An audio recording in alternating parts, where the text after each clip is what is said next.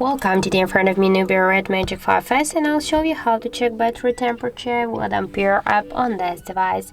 So first you should go into the Play Store, and here in the search pool enter the Ampere. And now we should get this application, so tap to install and wait a couple of seconds while application downloading and then installing on your device.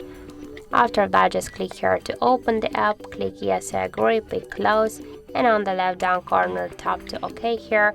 And now you can see here the information was our device battery temperature, and in our case that's 33 degrees. And also here we got another information like the battery level, capacity, health, and more other info like the other information like the model, Android version, and more other info. So that's it. Thank you for watching, and if you find this video helpful, don't forget to leave a like, comment, and to subscribe our channel.